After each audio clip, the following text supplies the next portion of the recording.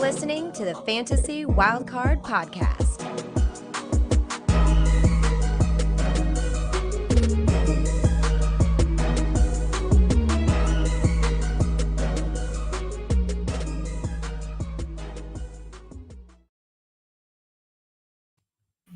Yes, hello, and welcome to the Fantasy Wildcard Dynasty show. Week 7 is in the books, lads. How are we doing? Let's introduce our good friend Mags at Hot Seat Mags. Mags, with the lovely trim. How you doing, mate? Oh, well, thank you very much, man. I'm doing very, very well. Thank you very much. Breaking news. Have you seen the Kansas City Chiefs, the only remaining unbeaten team in the NFL? What? I don't know if you guys heard. Not aware of that, Mag. So cheers for that information. Keep filling us with important stats as the show goes on, mate. And You got it. With that, we'll welcome Kev. Go Birds. Got themselves a win this weekend at the Dynasty Mind. Kev, how are you doing tonight, my friend? Well, it's great to be here, lads. I got smashed at the weekend. My fantasy teams did pretty terrible as well, but I've also got some breaking news. The best three are back together. We're here. Let's have it. We're going to have a fantastic show. Cannot wait. That is a much better stat, Kev. Much better stat than talking about Kansas City, because nobody wants to talk about them losers. But what we do want to talk about, boys, is recapping week 7 of the Dynasty season. So we are getting towards the halfway mark of the season. Can't believe we're saying it already. I know. And yeah, it's been another action-packed weekend where fantasy scoring was, on the whole, low. There was certainly some key injuries, which I definitely don't want to talk about. We are going to talk about them tonight, though. But yeah, we have to talk about how we respond to them. So we'll come to you first, Mags, for your first topic. And you want to talk about the running back revival. Yeah, wasn't it amazing to see last week in some low-scoring times across wide receiver and tight end and quarterback? The running backs really seemed to hoover up the rest of those points available. And what was really nice to see is it was a lot of the times the guys that we were really worried about going into week 7, they've come back and looked really good. Jahmyr Gibbs had an unbelievably good week. My favorite touchdown of the whole week actually was his when he kind of juked that defender and ran through. It was like Madden stuff. It was absolutely beautiful. Javonte Williams, remember him? He came back, had an absolutely amazing week, looking like the prospect that we seen coming out of college. So hopefully Javonte can continue on with that, because he is a super, super talented guy if he can stay healthy. So I think we're finally starting to see what Javonte Williams can do. And then the most exciting news of all, Breece Hall and Bijan Robinson both having bounce back weeks. It feels like all is right with the world again. We've seen Breece Hall come in, new coaching staff there, new head coach. Breece Hall ended up doing really, really well. Bijan Robinson as well. Just whenever you see Bijan play, he just moves so differently to every other running back in the league, and he really is a joy to watch when he's on form. So it was great to see Bijan having another big week. And hey, good old Najee Harris as well. He came back a little bit strongly as well, so he's not doing too badly either. So all these guys who we had concerns about only a few weeks ago, spoke about them on this show, they all have bounced back weeks. So it was really nice to see. If you look at it overall, Breece Hall is up to running back 4 in the year. Who would have thought that? Bijan up to running back 6. Gibbs at running back 7. And by the way, David Montgomery, he's running back 12. So the Lions have got 2 running back 1s sitting on their roster right now. Looks like things are picking up for this running back position. Has it just taken the 7 weeks to get warmed up for them? I don't know. What do you boys think? I mean, first of all, Mag, I really appreciate the diversity that you've provided in the running back revival. Obviously, we've got some smoke shows in there, the big guys at the top hitting it. Lovely to talk about those. But also there's some lesser guys that have got to mention there. So I really appreciate giving a shout out to those absolute plodders and Najee and Javonte, who, you know what, they had a great week, so I can't give them too much grief. I think it's great to see guys like Breece Hall, Bijan, Jahmyr Gibbs, players at the top of the Dynasty rankings at running back spot actually performing, because Yeah. sometimes we rank players at the top based on age and the future and what it could be. But this just solidifies why they are there, the actual fantasy output, which is really important, which they're now showing. I know a couple of weeks back, myself and the Weatherman had a bit of a spat about pivoting from Barkley to these guys. And I posed a question to him about, what do you think people would still make that pivot now? And he said he would. I don't think people would make that pivot now to get to move from a Breeze to a Barkley Plus. I think with the age factor, it's something where they're at top, and for me, there wasn't a pivot then, there isn't a pivot now. You can be so comfortable and happy that they've started to show something the past few weeks, and really promising for the rest of the season. I think Brees Hall's got one of the best schedules to finish the year, so he's someone I'm particularly interested in seeing this revival continue and see his role remain. Yeah, Najee is a funny one. 2 back-to-back 100-yard games. Who would have thought that after the first couple of weeks of the season where he was looking absolutely terrible? But yeah, I mean, there seems to be a bounce back in Pittsburgh. So Najee looks pretty good right now. They're not facing stack boxes like they were with Justin Fields with his rushing ability. So yeah, I want to point out another couple as well. Tank Bigsby, how well he's doing, and is he overtaking Travis Etienne? I know we spoke about that already this season. And Kareem Hunt as well, someone that obviously you'll know well, Mags, and someone that I have to hold my hands up and say I didn't think it was going to work out like this when he went back to Kansas City. I really thought it was just going to be another body. Last time we saw him, he looked pretty washed. He didn't really have a job, landed himself on the Chiefs, and I mean, he looks rejuvenated. So the way that the Chiefs are playing as well, with Patrick Mahomes unable to throw touchdown passes, it seems like the defense and the ground game is what's getting the Chiefs through right now. So Kareem Hunt, I mean, the Rewind team on Monday night spoke about it feels like 2015 all over again. Well, it certainly does with the likes of Kareem Hunt, Najee Harris, not quite that far back, but the old boy's still bringing the goods. So yeah, it's an interesting one. I thought about when you brought up the running back revival is, I wonder with these running backs doing so well, what the feeling is in the Dynasty community in terms of trading for these guys, especially for a contender. You know, it's great if you can trade for someone like a Gibbs, a Breece Hall, go all in with these running backs. But for what you have to pay for how well they're doing, someone like a Derrick Henry, I mean, imagine a team wanting to buy Derrick Henry. What's he going to cost right now doing, with him doing so well? And with the thought that how good this running back class coming in is, I wonder what the feeling is, and I wonder if I'll swing it to you boys, of how reluctant you are to spend a first-round pick in 2025, knowing, maybe on an aging running back, say maybe like a Saquon Barkley, someone of that ilk.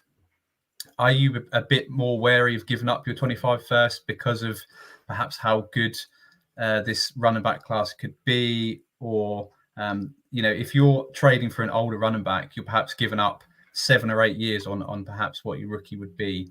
Or is that not a factor in your thinking when, you're a contender? I want to buy this guy because he's putting up 20 plus points every week. He's going to help me win this year, so I'm not bothered about the future.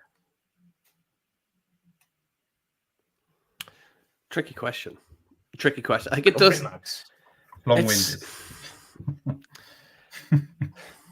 It's such a boring Dynasty talking head answer, but it really does depend on your team, right? Like, you have to look into it and think, right, am I actually contending? Is this going to be a late first round pick? Where do I project it going? And then also you have to take into account, even though there are a lot of these amazing running backs coming into the league, we also said the same thing a few years ago. And what happened? A lot of those guys ended up in positions that we didn't love, like Jahmyr Gibbs going up with David Montgomery, like Zach Charbonnet going in a room with Kenneth Walker, who we're just talking about. So even though you might think this is an absolute slam dunk, the Cowboys are going to draft Ashton Jancy, it's all going to be just great. There is also a world where the Cleveland Browns take Ashton Janty and he's got to share a backfield with Nick Chubb for a few years. Like, that is a possibility that can happen.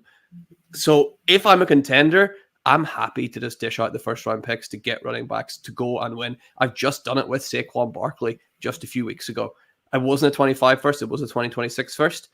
But I was happy to spend that first round pick on Saquon Barkley to hopefully get me over the line and win a championship, which is what this game is all about. You don't win championships with picks. So I'm more than happy to go out and spend a first round pick on a guy like Saquon or a Kenneth Walker, preferably even Kenneth Walker. He's a bit younger as well, right? So yeah, I'm happy. If it starts getting in that extra little bit, like 2 firsts, there's very, very, very few players I'm willing to spend 2 firsts on, and almost no running backs.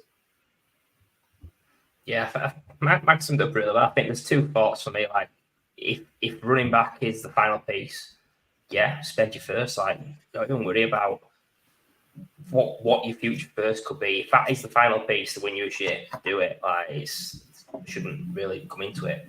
And then the second part of it is kind of the flip side, where I don't want to spend a future first on a Derrick Henry. No matter how good he's doing, I'm not spending that future first on a guy that he could give me nothing next year or very close to nothing. You just don't know. And he's proved me wrong every year. They probably plays at 39, which is great age, which a little bit older than me. But just be careful. I would say, like, don't spend future first on assets that are going to give you 1 year. But the opposite is make the move if it's going to win you a title on a younger guy. Like, I think Saquon's probably my cut-off. Like, I would give a future first for him. But it's reluctant. Like, that is probably my max in terms of where I would go running back wise. Probably running back 5 and above. I'm spend that first. Anything less, I'm trying to do a package. My player in a second or a couple of seconds or something like that. Yeah, agreed. Love that. Just thought I'd pick your minds. 2 smart, good-looking guys here. I thought I'll pick your minds, and both looking around. And with that leads pretty nicely onto the next player we want to talk about. And would Kev, who is bringing up the subject, pay a future first for this guy? Eggplant emoji alert. Yeah, you can tell I didn't do the bands this week. There's a aubergine eggplant on the next Kenneth Walker, who's got great initials, KW.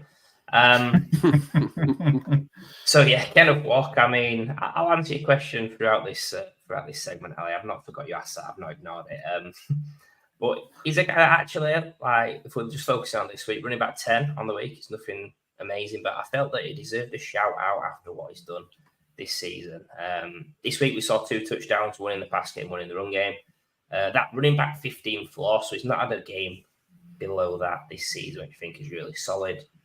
For a guy that was considered potentially boom, bust, and more volatile before this season as more of a early down type guy, someone that wasn't really used in the pass game, but that's completely changed. Running back 8 on the season, even better than that though. Running back 2 in fantasy points per game, only 0.1 fantasy points behind the king himself, Derrick Henry. Now, his profile has massively changed this year. He's gone from someone that's rarely used in the pass game to an average of 4.6 receptions per game. That's the running back 2 behind Alvin Kamara. And he's the running back 3 in targets per game as well. So it's not just the production, it's the opportunity he's got there. He's only just turned 24, so happy birthday for you. Took a couple of touchdowns on Sunday. Running back 6 keep trade cut. I think, me personally, it's time for me to take off my take lock shades. Someone that I've been probably at market at best, probably, or even lower on than the consensus. And the guys above him, Kyron, Saquon, Reese, Jameer, Bijan. I think he should be above at least a couple of those, which means I would pay that future first from Ali. Excellent, Kev. I love it. Yeah, I had to put eggplant emoji. Absolutely love Kenneth Walker. Certainly don't own enough shares of Kenneth Walker in Dynasty. A bit like you, Kev. I think it's difficult for me to have too much faith in him just because of the injury history. The Seattle offense last year didn't look great. Obviously, Ryan Grubb has come in. We know what his background is. Kind of thought that it would be an air raid offense with the 3 wide receivers.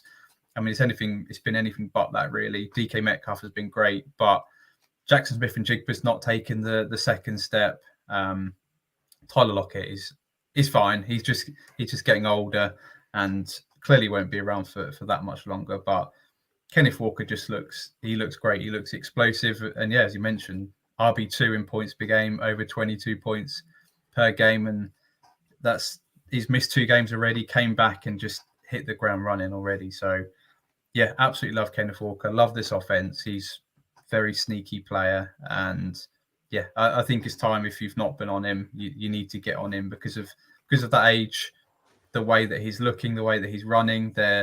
Charbonnet is just clearly the backup and nothing more. So yeah, I think it's time to pay up if you need to. If you're a contender, I think he's a great player to go after because he's not one of them big names that people just think, right, you're going to have to pay a first plus. I think you could probably get him slightly cheaper than most. So yeah, really like that shout. I think he's looking really, really good. And this is still early days in this. Is it Ryan Grubb? Is it the offensive coordinator over there?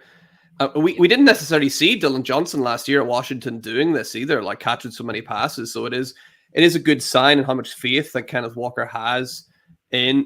Ryan Grubb has in Kenneth Walker, that he has been throwing the ball so often. And Geno Smith, I think, is Geno Smith leading the NFL in passing still? That was a while ago. He was number 1 in the NFL in terms of pass yards. Like, they're airing it out, and Kenneth Walker's shown this week with that unbelievable catch he made that he is more than capable as a pass-catching running back, which, as we know, time after time after time again, you don't even need to be that good to be a pass-catching running back and finish in the top 12 running backs in the year. Kenneth Walker also happens to be absolutely amazing. So just turned 24. Yeah, wheels up for him. I'd have him just behind Bijan, Gibbs, and Hall. He'd be running back 4 for me. Yep. Love that, Kev. Not Kev, Mags. Sorry. I had Kev pointing to his mind. I just realised I put an eggplant emoji as the banner, and that leads into the next subject, which is the Cleveland Browns. Not a good segment to lead into. But my subject tonight is going to be a little bit different, not selecting on sort of targeting one player, but it's offenses reborn. A couple of situations have changed this past week. The Cleveland Browns and the Pittsburgh Steelers. Now, everybody's got their opinion about what's happened at the Cleveland Browns.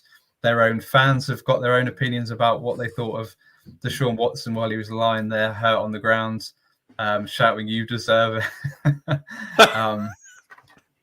Yeah, the less said about Deshaun Watson, the better. I think general consensus is he's done. There's a hell of a cap hit next year of $70 million and $70 million the year after that. But I think they were starting to look for ways out, and I think this is probably going to spur this on. And hopefully we get some Jameis Winston going forward. I kind of think that they want Dorian Thompson-Robinson, DTR, as someone they're going to have a look at going forward. But I think this week at least we're going to see Jameis Winston because I think DTR is going to be banged up. Obviously, they traded Amari Cooper. There's rumors that Myles Garrett is on the trade block. I think they're blowing it up. But certainly we have to adapt and look at what offensive pieces are left. Mainly, the big one or the exciting one for me would be David Njoku, someone that absolutely loved David Njoku. I know, Kev, you're a massive fan of David Njoku. He's been a miss at the start of the season, but he's come back with an absolute bang. Beautifully caught a touchdown pass from Jameis Winston in garbage time. 14 targets this week, which is absolutely perfect at the tight end position. Exactly what you want. 10 receptions, 76 yards. And he was 31% first read target rate, which is awesome. And it's exactly what you want to be, especially for a team now lacking in weapons. Or someone else that really benefited from Amari Cooper trade has been Cedric Tillman, someone that's been forgotten about the last couple of years. 12 targets this week, 8 receptions, 81 yards. He was involved in the 2-point conversion. He was also at 31% first read target rate. So especially when Winston come in, he was looking at Cedric Tillman on the boundary. And yeah, who knows? He could be someone that has really fancy relevant going forward. The other one, perhaps the biggest name left there, is Jerry Jeudy. Perhaps he's a bit of a buy low. He only had 5 targets this week, 1 reception for 18 yards. Certainly doesn't stand out. But when Watson was in the game, on 41 routes ran, he was only targeted once with Deshaun Watson. But then with DTR and Winston in, he was targeted 4 times on just 12 dropbacks between them two. So perhaps they're going to have a better chemistry with Jerry Jeudy, someone that I've definitely preached about in the past. Perhaps he's a buy low, or perhaps he's a move on. We shall see in the next few weeks.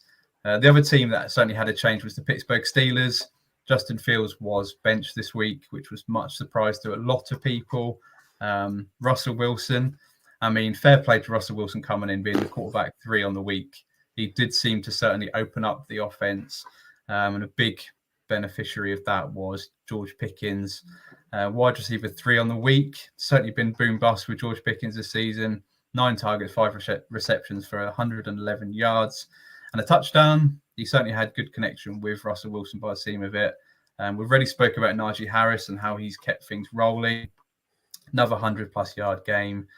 He was facing stack boxes just 5% of the time in week 7 with Russell Wilson at quarterback, as opposed to 20% with Justin Fields. So defense is adjusting to the Steelers, having to worry about the pass more. And then Pat Farmer, I thought, was just interesting. No breakout game, but his depth of target went up massively with Russell Wilson. So Justin Fields was not able to air it down the field. He was obviously told to pass it around the line of scrimmage. Don't commit any turnovers. His yards per target has been around 7 yards before this week. And in week 7, it's up to 17 yards. So he had 51 yards on 3 targets. So perhaps someone to look out for a Titan going forward. But certainly 2 interesting offenses that have changed this week. Is there any pieces of these offenses that you boys are looking for or excited about or just monitoring? No. No, there is. there are some. The Cleveland Browns, they stink, right? They're just going to be terrible anyway. I just think Deshaun Watson, obviously not going to work. Who's going to come in? DTR could come in. He's maybe someone you could play because of what he gets done with his legs. If Jameis Winston comes in, I'm worried about Njoku just because Winston, it's so hard to trust. Tillman is a guy that would interest me just because of the way Tillman can get downfield and use that big frame of his.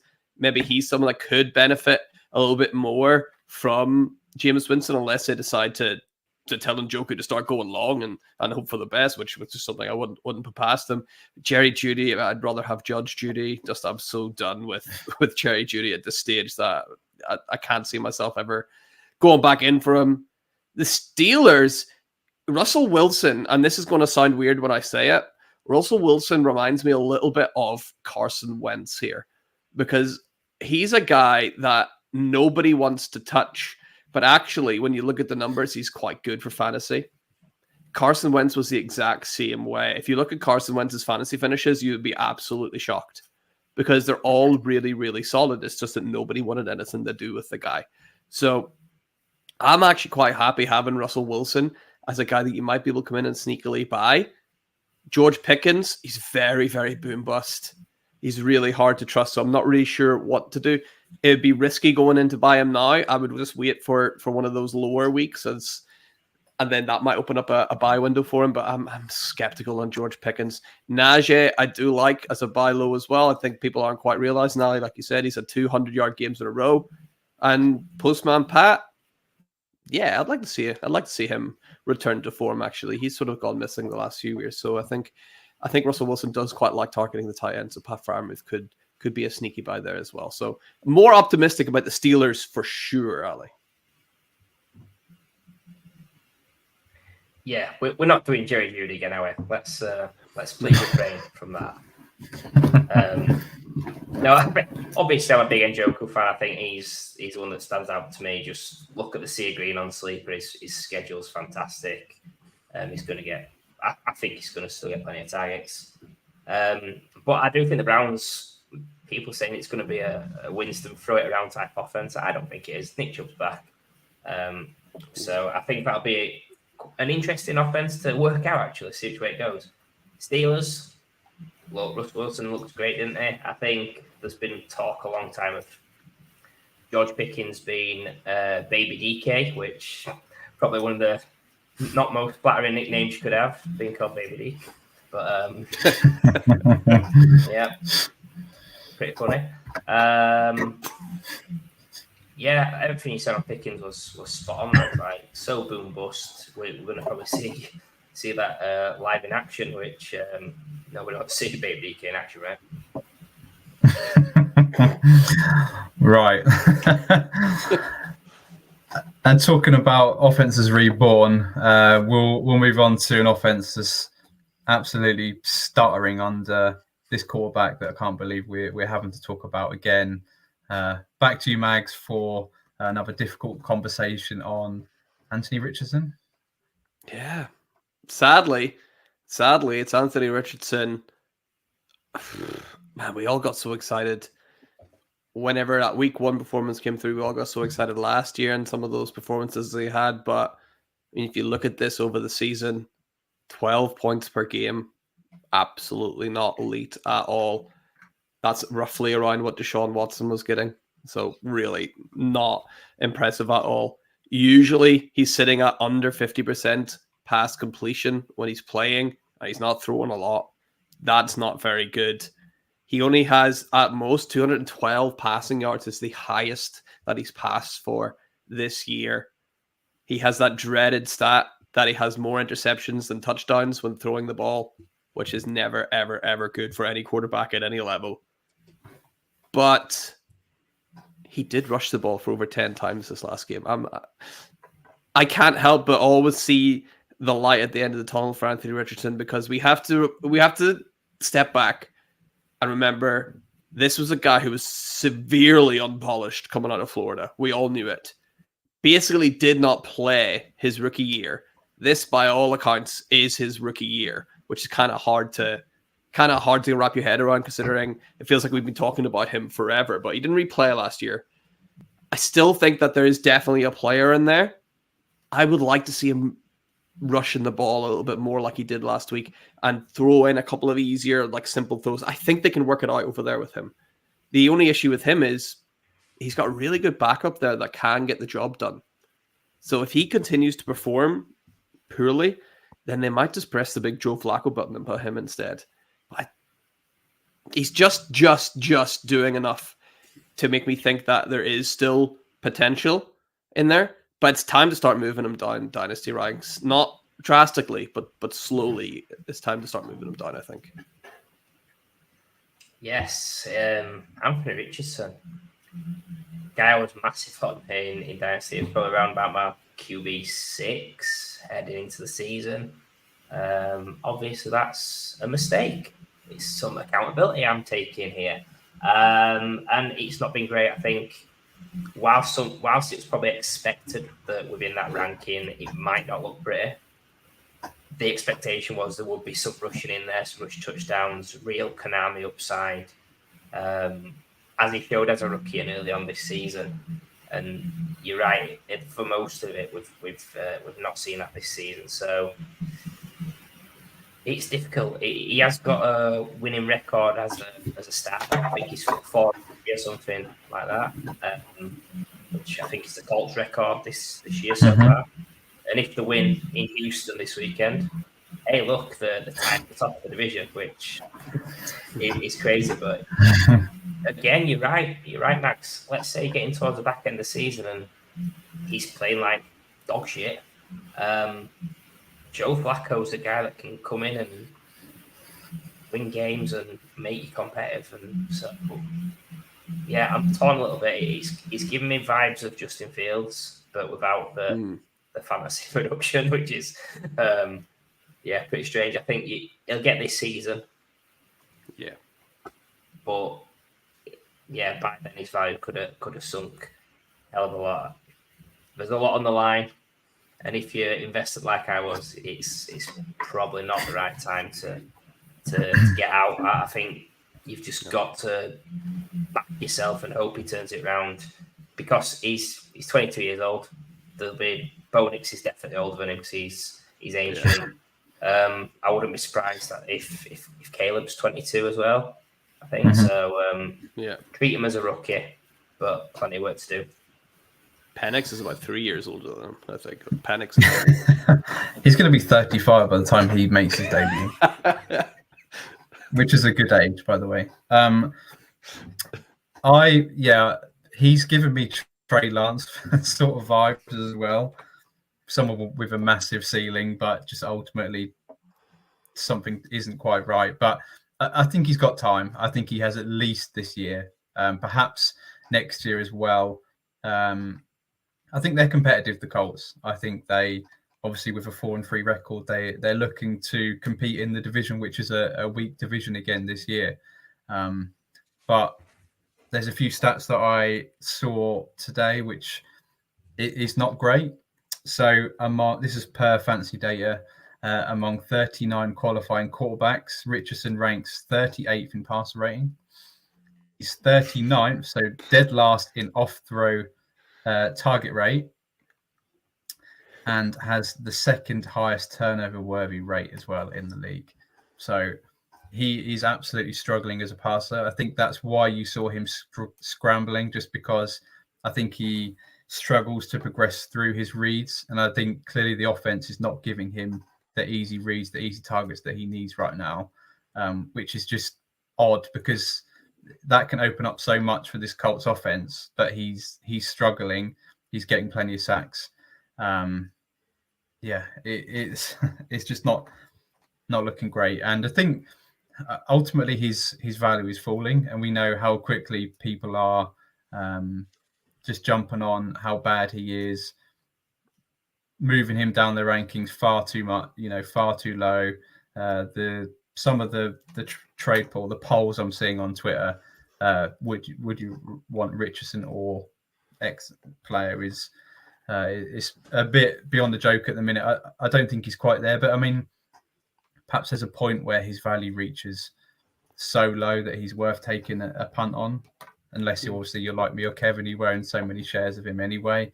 But yeah, I was absolutely with you, Kev, in the fact that ranking him 6-7 in terms of the quarterback, dynasty rankings at the start of the season. I had really high hopes for Richardson this year, and for whatever reason, so far it's not worked. But he's played 9 games in the NFL, and that as a start, I don't even think he finished all of those games.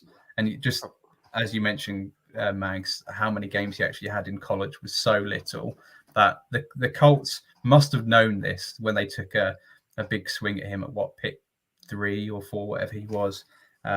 So I don't think they're jumping off the bandwagon just yet. And I think better times are ahead for Richardson, but they certainly need to work it out. And we'll move on to, another down topic. This one is going to be a difficult one to get through. Still reeling from last night. But Kev, we've got to talk about injuries again because it's been absolutely brutal. And what do we do in Dynasty for these injuries? Yeah, I don't know. I'm smiling at such a topic as injuries.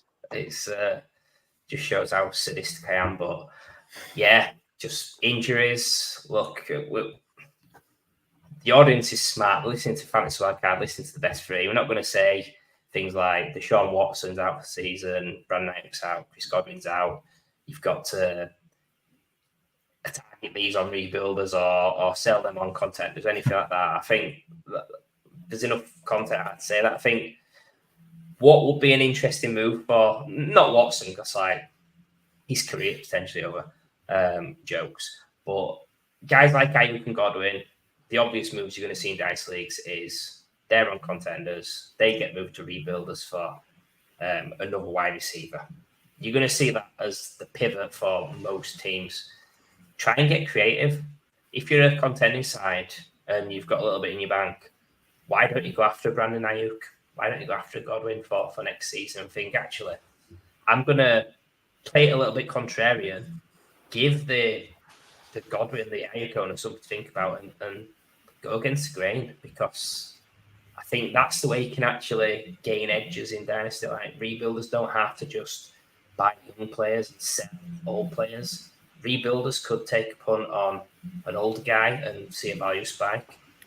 So just be open to your thought process in when you have these bad injuries. You don't just have to follow the trend, the norm. You can think a little bit different about how you want to build your teams. And then the only other point I really want to make on injuries that we seem to discuss every week is there's going to be frustration. Players that aren't an injury report and end up missing games, or players that play a couple of snaps and they're out for the game or for weeks potentially. If it really does bother you that much and you don't want to deal with the uncertainty of like getting at 0 points or someone leaving a game, play more Dynasty Best Ball will be my advice, because when these unfortunate things happen, you're going to get the next man up coming into your team. So if I've had periods in time where you lose a guy after one snap or whatever, and it's terrible. You lose matches because of it. But if that bothers you too much, play Dynasty Best Ball. That is probably, well, I would say I enjoy Dynasty Best Ball as much as I enjoy Dynasty. Agreed, Kev, especially when you're in 30 plus leagues and it's difficult to keep up with all these injuries, I'm afraid. Certainly, I was playing DFS this week and it did affect me. And Jordan Whittington was someone that I had high hopes for this week, and certainly let me down for someone that was active but didn't actually do anything. But yeah, I really like the shout of going after these guys as contenders. I mean, take Chris Godwin for example. He's 28 years old, will be 29. Will he be on the latter stages of 29 heading into 30 before we actually see him back up to full speed? And what team will he be on? So if you're a contender and you're going after Chris Godwin, what's he going to cost you? Keon Coleman. Exactly. Someone like that you can stash away on your IR for next year and come back, and you're not having to waste a late pick, or someone like a Keon Coleman, someone that hasn't hit. It's so difficult to play, could let you down each week. Ready to roll for next season. So really like that, going against the grain. It's why we have you on the show, Kev, to give us the smart ideas, to think outside the box. But yeah, it's been very difficult. And the last point is just thinking about opportunities from these injuries. So likes of Brandon Ayuk. If you look at someone like John Jennings, who has been amazing when Brandon Ayuk's not been in the team, or Debo's missed a game, has such a high target share. You've got Ricky Pearsall coming back. Jacob Cowing caught a couple of passes as well. So you've also got to think about the opportunities that arise. And the same with Godwin, with the likes of Trey Palmer, Jalen McMillan, someone like that as well, that are going to see a bigger target share. You can target these guys. If they see, plenty of volume, they're going to spike in value. So some more players to target. Yeah, absolutely. Ricky Pearsall back with a bang, right? It's his second shot. Oh, should have seen that for the roast show, right? Yeah, no, not the Wildcard Dynasty show does not condone gun violence anyway. Also, let's not forget. Let's not forget Mike Evans also on IR as well. Let's just remind Ali of that, shall we? Thank you. Yeah. Brilliant. Yeah. He's actually a good target to go after. If his season isn't over, Mike Evans going on injury reserve, if you're a contender, if he's going to be back in time for the playoffs, I don't really know what the timeline is. I would need to look into it.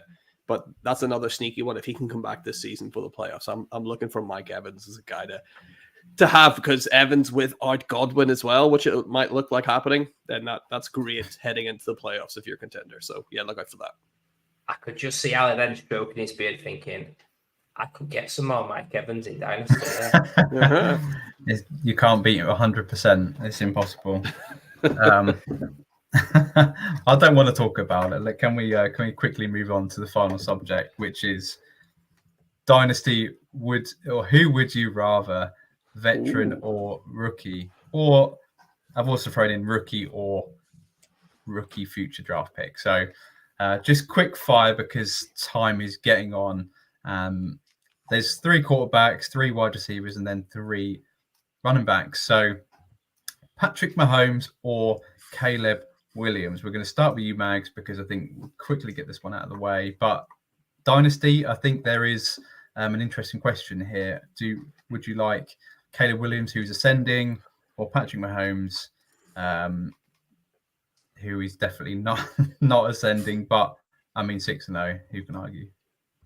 Yeah, I'll just take Patrick Mahomes here, just because you're not going to get me to not take Patrick Mahomes. Really, that's basically my own answer. I'm going to put my full homerisms not to the side. I'm going to keep him right here with me. I'm going to take Patrick Mahomes. Caleb for banter, but Mahomes just. What's the difference between? Would it be a second? Would it have to be more than a second, Kev?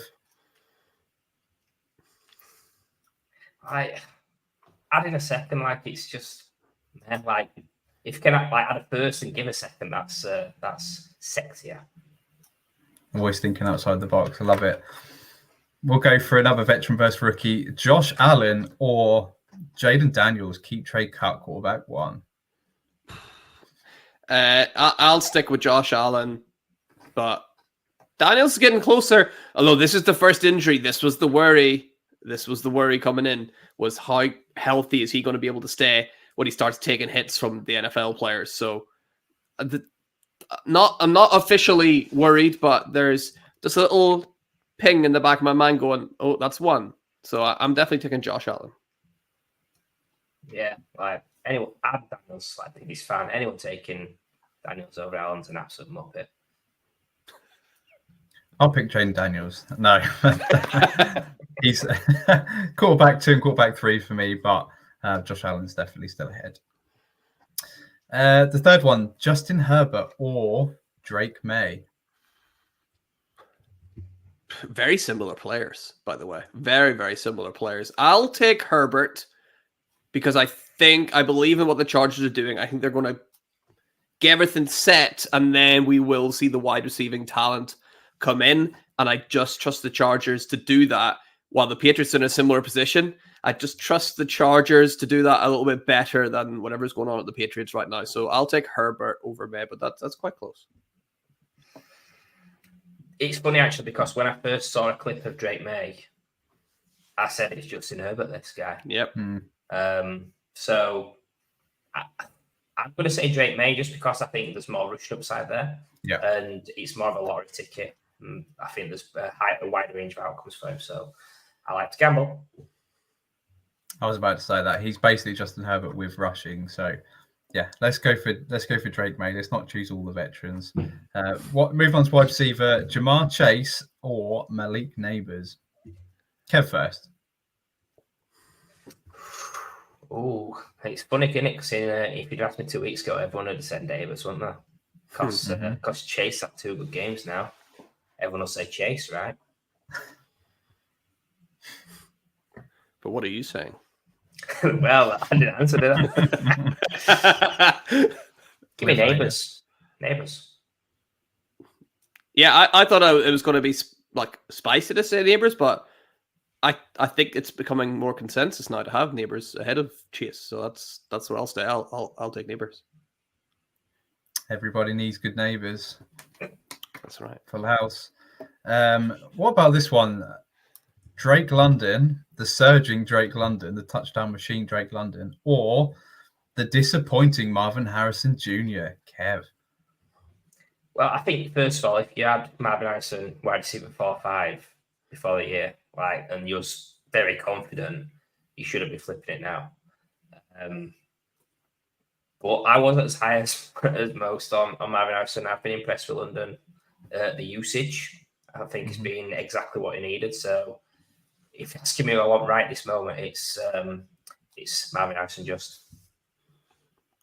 Marvin Harrison by a landslide.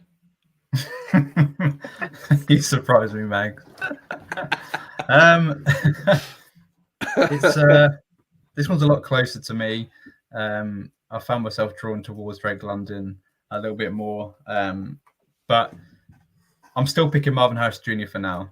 I can't move Drake London up that much after five good games.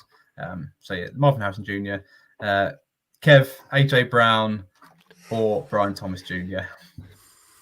I mean, it's Go Birds, right? It's the guy that's the wide receiver winning fantasy points per the game, AJ Brown. Yeah, I love me some Brian Thomas Jr., but AJ Brown, people. I don't know if you guys know Roy Jones Jr. You know Roy Jones Jr., the boxer, right? He came out once with a rap song called "Y'all Must Have Forgot." Whenever he sort of semi-retired for a few years, then he came back and like won a world title in a different weight class. AJ Brown is like, y'all must have forgot. Like AJ Brown is an upper tier elite wide receiver. Like he's the man. So I'll take AJ Brown. Yeah, he's an absolute stud. He's the guy that I find myself trading for so often, just because I can get him for a first and a second, and I'll do that all day long on a contender. And I've done it twice already this season. If we were talking about him, there'd be another eggplant emoji, because he's an absolute stud, AJ Brown. Still my greatest ever dynasty trade was for AJ Brown. When he was still in the Titans and he had like that first 3 weeks of he wasn't playing very well the first 3 weeks. I traded him straight up for Robert Woods. The best trade I've ever had in my life. Wow. Yeah, I'll never forget it. We'll move on to running back. So this is rookie running back or 2025 pick. So Jonathan Brooks, we've not seen him yet. Would you prefer Jonathan Brooks or a mid to late 2025 first? Max? Give me Jonathan Brooks.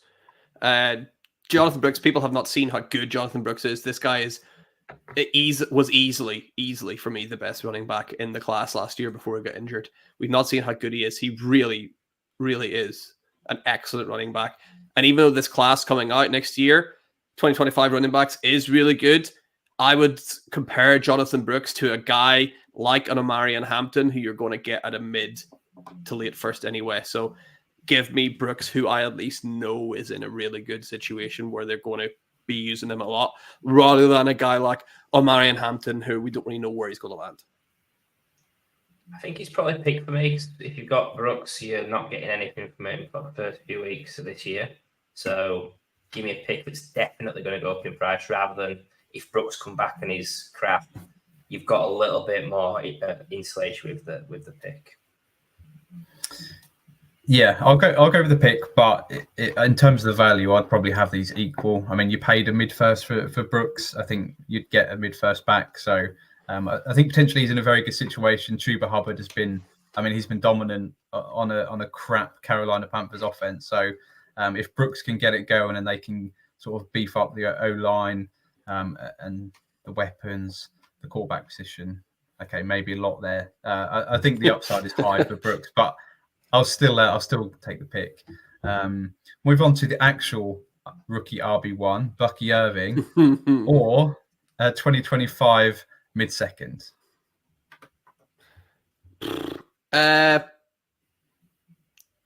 Second, I think. I don't know, it's so hard, Kev. You're right. Like seconds are kind of like a third with some lipstick on it, really, aren't they? Like it's just kind of like, yeah. But I think I'll take the second. I think just because I'm not really sure what's happening. You know, White's come back. You got a bit of a three. Well, it's not a monster, is it? It's like a three-headed kitten that you got there. So yeah, give me a second. Three-headed dragon. Yeah. Pick. Yeah, pick. It's if I'm selling Jordan Mason for a second, I'm selling Bucky Irving for a second. Yeah. Well, you know which way I'm leaning. I'm going for Bucky Irving, who will be the future RB1 for a team that's figured out how to run the ball. Rashad White, RB2 this week. Unbelievable. But yeah, we'll move on to someone that is certainly impressing, perhaps not so this week, but Tyrone Tracy, or again, a mid-2025 second. Yeah, this is easier. I think this is easier pick. This is the second for me. This is New York. This seems like if he gets to the draft next year, they don't sack him. I could just see him as someone who's going to pick up one of these elite running back guys and really look to establish a strong run game there in New York, so that might spell the end for Tyrone Tracy. So I'll take the pick here quite comfortably. Yeah, I'm taking the pick, but whenever his name, I'm thinking of AJ Tracy, Ladbroke Grove. So YouTube that if you've not heard it before. That's decent, and decent decision, I think, Kev, as well, for going for the second. I think I'd cash in on Tracy for a second. We paid a late third, 4th round pick, 5th round pick I've seen. So I think you're profiting on that. So we'll go for Tracy, AJ Tracy, definitely. And with that brings us to the end of the show, where we've reviewed this week's action with a Dynasty perspective in mind. So thank you for tuning in. Be sure to follow us and subscribe on X and YouTube at Fantasy Wildcard and at Wildcard Dynasty. Join us for our show every Tuesday. Thank you once again. Have a good one, and we will see you as a threesome again soon.